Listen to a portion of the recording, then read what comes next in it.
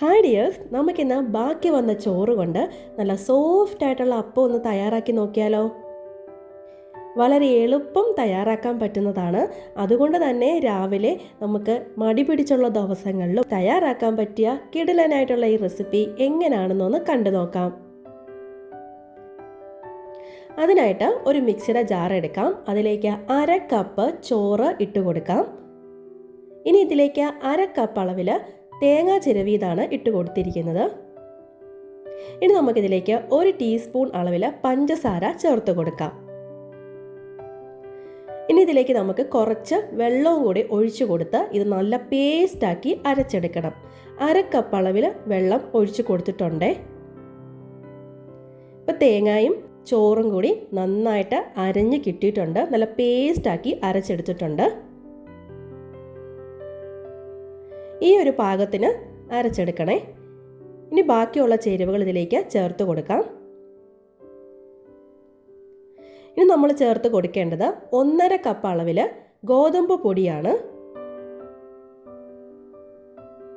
1/2 cup ഗോതമ്പ് പൊടിയും കൂടെ ചേർത്ത് കൊടുക്കാം. ഇനി ഇതിലേക്ക് നമുക്ക് പാകത്തിനുള്ള ഉപ്പ് ചേർത്ത് കൊടുക്കണം. അടുത്തതായിട്ട് ഇതിലേക്ക് 1/4 ടീസ്പൂൺ അളവിൽ ബേക്കിംഗ് സോഡ കൂടി ചേർത്ത് കൊടുക്കുന്നുണ്ട്.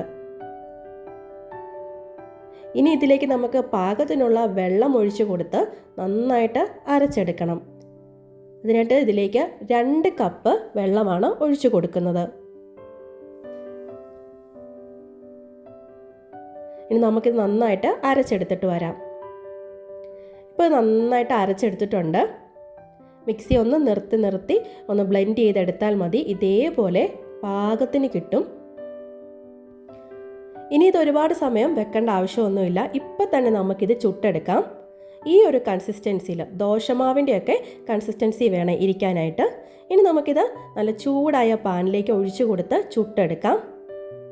പാൻ ഒന്ന് ചൂടായി വരുമ്പോൾ നമുക്കിതിലേക്ക് ഒഴിച്ചു കൊടുക്കാം. ഒരുപാട് പരത്തണ്ട, ജസ്റ്റ് ഒന്ന് പരത്തി കൊടുത്താൽ മതിയാകും.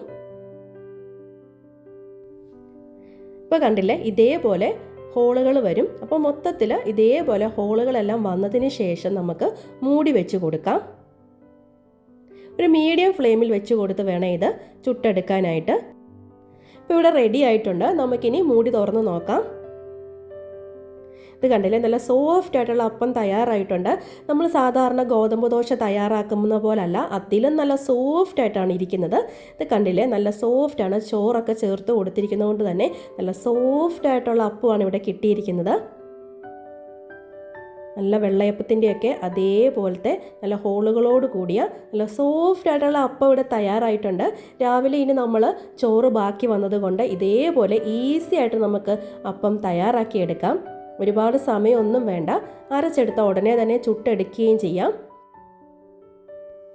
ഇത് നല്ല തേങ്ങ ചട്നിക്കൊപ്പോ അല്ലെങ്കിൽ മുട്ട റോസ്റ്റിൻ്റെയൊക്കെ കൂടെ കിടിലൻ കോമ്പിനേഷൻ ആയിരിക്കും.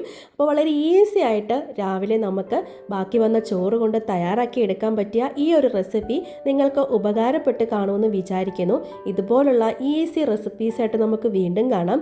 ഈ ഒരു വീഡിയോ ഇഷ്ടമാവുകയാണെങ്കിൽ ലൈക്ക് ചെയ്യാനും ഷെയർ ചെയ്യാനും നിങ്ങളുടെ അഭിപ്രായങ്ങൾ കമൻറ്റ് ചെയ്യാനും അതോടൊപ്പം തന്നെ നമ്മുടെ ചാനൽ സബ്സ്ക്രൈബ് ചെയ്യാനും മറന്നു പോവല്ലേ. വീണ്ടും ഒരു വീഡിയോ ആയിട്ട് കാണുമ്പോഴേക്കും താങ്ക്സ് ഫോർ വാച്ചിങ്.